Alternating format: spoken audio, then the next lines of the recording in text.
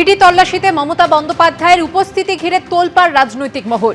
পশ্চিমবঙ্গে কোনো কিছুই সিস্টেমে নেই, আর কেউ সুরক্ষিত নয়। ইডির তল্লাশি চলছে, মুখ্যমন্ত্রী চলে যান সেখানে, ফাইল ছিনিয়ে নিয়ে আসেন। তার রাজনৈতিক বাধ্যবাধকতা থাকতে পারে, কিন্তু গোটা প্রশাসন কেন তার সঙ্গে যাবে? প্রশ্ন বিজেপি নেতা দিলীপ ঘোষের।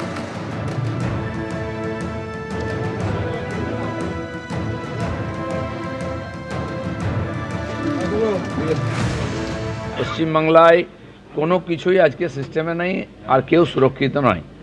যদি ইডির রেড হচ্ছে, মুখ্যমন্ত্রী চলে যান সেখানে, ফাইল ছিনিয়ে নিয়ে আসেন, তার সঙ্গে চিফ সেক্রেটারি থেকে আরম্ভ করে পুলিশ কমিশনার থেকে আরম্ভ করে সবাই চলে গেছে, পুরো সরকার চলে গেছে। হতে পারে ওনার পলিটিক্যাল কম্পালশন থাকতে পারে, বাধ্যবাধকতা মুখ্যমন্ত্রীর। এই যারা অ্যাডমিনিস্ট্রেটিভ অফিসাররা তারা কেন গেছেন চিফ মিনিস্টারের সঙ্গে?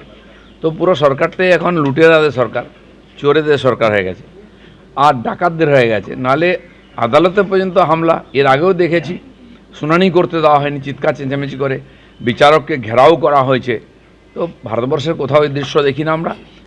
এই যে গণ্ডগোল, এই যে লুটপাট, বাংলাদেশে যা চলছে, ওখানে বাড়িঘর লুট, আগুন লাগিয়ে দিচ্ছেন সরকারি সম্পত্তিতে, এখানেও ধীরে ধীরে সেই পরিস্থিতি হবেই। আর যেটা যত বাড়বে তত তাড়াতাড়ি বিদায় হবে দেশ।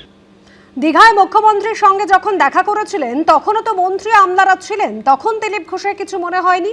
নিজের দলে ফাইল আনতে গিয়েছিলেন মুখ্যমন্ত্রী মমতা বন্দ্যোপাধ্যায়, অন্যায় কিছু করেননি, পাল্টা মন্তব্য দেবাংশু ভট্টাচার্যের।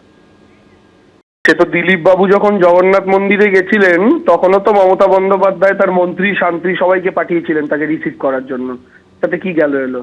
দিলীপ বাবু না বর্তমানে কোনো বিধায়ক, দিলীপ বাবু না বর্তমানে কোনো সাংসদ, একজন রাজনৈতিক দলের প্রাক্তন নেতা। তো তখন তো দিলীপ বাবুর মনে হয়নি এটা সিস্টেমের বিরুদ্ধে গিয়ে কাজ হচ্ছে। এখন দিলীপ বাবুকে এই সমস্ত কথা বলতে হবে, কারণ অমিত শাহ তাকে বলেছেন রাস্তায় নামো, সামনে অ্যাসেম্বলি ইলেকশন, নাহলে টিকিট টুকুনি না পেলে না ঘরকা না ঘাটকা হয়ে যাবে। মমতা বন্দ্যোপাধ্যায় যাকেই নিয়ে যান না কেন, আজকে একটা হঠাৎ করে ঘটনা ঘটেছে।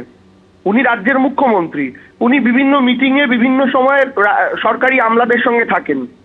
এবার একটা ঘটনা ঘটেছে, তিনি সেখানে গেছেন, তার সঙ্গে যারা যারা উপস্থিত ছিল তারা সঙ্গে সেখানে গেছেন। তো আমলারা কি, কোনো আমলা কি মমতা বন্দ্যোপাধ্যায়ের সঙ্গে আইপ্যাকের অফিসের ভেতরে গিয়ে ওপরে গিয়ে ধর্ণা দিয়েছে ওটা কেউ দেখেছেন?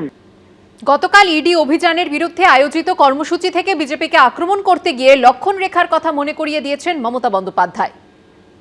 আপনাদের ভাগ্য ভালো এখনো যে আমি চেয়ারে আছি বলে না ওই পেন ড্রাইভ গুলো বাইরে বের করে দিই না। মনে রাখবেন, লক্ষণের সীমারেখা একটা আছে, লক্ষ্মণের দণ্ডি পেরিয়ে গেলে কিন্তু আর সামলে রাখতে পারবেন না। আমি অনেক কিছু জানি, বলি না শুধু দেশের স্বার্থে। মুখ্যমন্ত্রী নিজে লক্ষণ রেখা অতিক্রম করছেন, লালার ডায়েরির সব পাতা ফাঁস করব, পাল্টা চ্যালেঞ্জ রাজ্য বিজেপির সহসভাপতি জগন্নাথ চট্টোপাধ্যায়। মাননীয়ার কাছে বলতে চাই যে আপনি চ্যালেঞ্জটা নেবেন নাকি? এই লালার ডায়েরির প্রতিটি পাতা ফাঁস করব।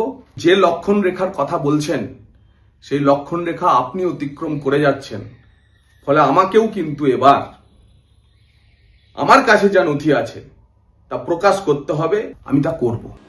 আইপ্যাক কর্ণধারের বাড়ি ও ফ্ল্যাটে তল্লাশি চালাচ্ছে ইডি, পাহারায় কেন্দ্রীয় বাহিনী। মুখ্যমন্ত্রী পৌঁছলেন, কোথাও নিজে নথিপত্র নিয়ে বেরিয়ে এলেন, কোথাও নিরাপত্তা রক্ষীদের অনেক কাগজপত্র নিয়ে বেরিয়ে আসতে দেখা গেল।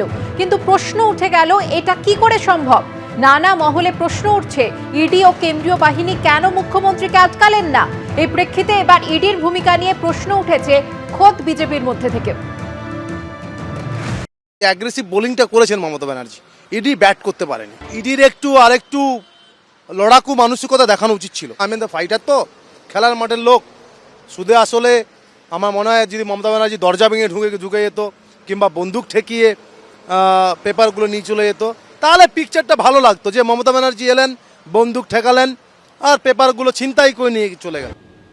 বিজেপি বিধায়ক অশোক দিন্দা ইডির ভূমিকা নিয়ে প্রশ্ন তুললেও দলীয় বিধায়কের সম্পূর্ণ উল্টো সুর রাজ্যের বিরোধী দলনেতার গলায়। বাধা দিলে ইডির লোকরা আক্রান্ত হতো এবং মমতা ব্যানার্জি তার পার্সোনাল সিকিউরিটিদেরকে এবং কলকাতা পুলিশ, বিধাননগর পুলিশকে মিসইউজ করেছেন। বাধা যদি তারা দিত তাহলে সন্দেশখালির মতো কালকে অনেককে রক্তাক্ত হয়ে হসপিটালে যেতে হতো। ভোট এসে গেছে, তাই গোটা ঘটনার মধ্যে মমতা বন্দ্যোপাধ্যায় ও নরেন্দ্র মোদীর ফের সেটিং খেলা দেখছে কংগ্রেস সিপিএম।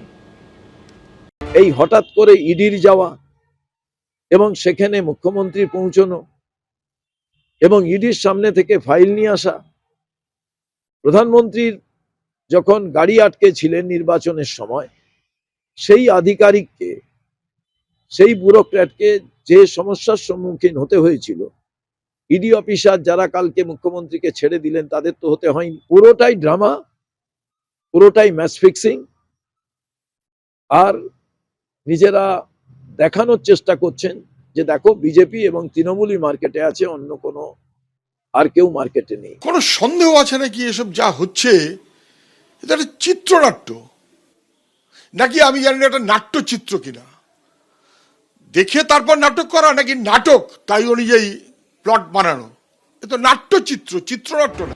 অভিযোগ তার উত্তরে পাল্টা অভিযোগ। আইপ্যাকের অফিস এবং কর্ণধারের বাড়িতে ইডির তল্লাশি ঘিরে চড়ছে রাজনীতির পারদ, তুঙ্গে তরজা। পশ্চিমবঙ্গে ঘটা তল্লাশি তরজার আঁচ গিয়ে পৌঁছলো দেশের রাজধানীতেও।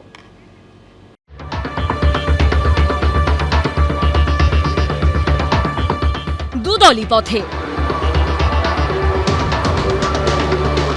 ফুটছে রাজনীতি, একে অপরের বিরুদ্ধে চাঞ্চল্যকর অভিযোগ করছে। বলছে কয়লার টাকা কে খায়? অমিত শাহ খায়। মমতা বন্দ্যোপাধ্যায় জানে, রাজীব কুমার জানে পরিণতি কি হতে যাচ্ছে। মমতা বন্দ্যোপাধ্যায় আইনের ঊর্ধ্বে নয়। কলকাতা থেকে দিল্লি তেতে উঠেছে পরিস্থিতি। আদালতে দায়ের পিটিশনে মুখ্যমন্ত্রীকে চোর বলে দাবি করছে ইডি। ইডির বিরুদ্ধে এফআইআর করছেন মমতা বন্দ্যোপাধ্যায়। কিন্তু ইডির তল্লাশি চলাকালীন কি করে মুখ্যমন্ত্রী ফাইল নিয়ে বেরিয়ে চলে গেলেন, সেই ধোঁয়াশা কিন্তু কোনো মতেই কাটছে না। ইডির তল্লাশি চলাকালীন আইপ্যাকের কর্ণধারের ফ্ল্যাট ও অফিসে যাওয়া এবং ফাইল বের করে আনা নিয়ে প্রবল সমালোচনার মুখেও নিজের অবস্থানকেই সমর্থন করছেন মুখ্যমন্ত্রী। আমি কাল যা করেছি as a all India Trinamool কংগ্রেসের চেয়ারম্যান করেছি, এবং যা করেছি আমি কোনো অন্যায় করিনি। তুমি আমায় খুন করতে এসছো, আমার আত্মরক্ষা করার অধিকার আছে। শাহজাহানকে যদি আমরা গুন্ডা বলি, পশ্চিমবাংলার মুখ্যমন্ত্রীকে আমরা গুন্ডি বলতেই পারি। এবিপি আনন্দ। পাহাড়ি রাস্তায় নিয়ন্ত্রণ হারিয়ে গভীর খাদে পড়ল বেসরকারি বাস। হিমাচলের সিরমৌরে পথ দুর্ঘটনায় মৃত্যু হলো অন্তত 14 জনের। দুর্ঘটনায় আহতের সংখ্যা 35। গতকাল নিয়ন্ত্রণ হারিয়ে প্রায় 100 মিটার গভীর খাদে পড়ে যায় বাসটি। সেই সময় বাসে অন্তত 66 জন যাত্রী ছিলেন। পুলিশ প্রশাসনের পাশাপাশি উদ্ধার কাজে হাত লাগান স্থানীয় বাসিন্দারাও। ঘটনায় শোক প্রকাশ করেছেন রাষ্ট্রপতি দ্রৌপদী মুর্মু, প্রধানমন্ত্রী নরেন্দ্র মোদী।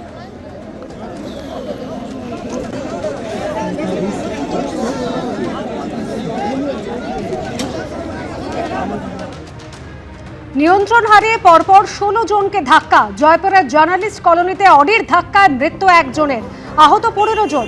দুটি গাড়ির মধ্যে রেষারেষি চলাকালীন দুর্ঘটনা ঘটেছে, অভিযোগ স্থানীয়দের। একটি গাড়িতে এক পুলিশ কনস্টেবল ছিলেন বলে অভিযোগ স্থানীয়দের। হাসপাতালে 12 জনের চিকিৎসা চলছে। প্রাথমিক চিকিৎসার পর ছেড়ে দেওয়া হয়েছে 3 জনকে। গাড়িটির 4 সওয়ারির মধ্যে একজনকে গ্রেফতার করেছে পুলিশ।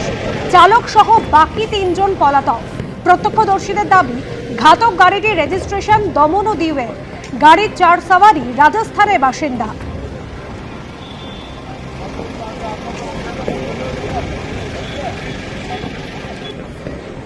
এবিপি আনন্দ, এগিয়ে থাকে, এগিয়ে রাখে।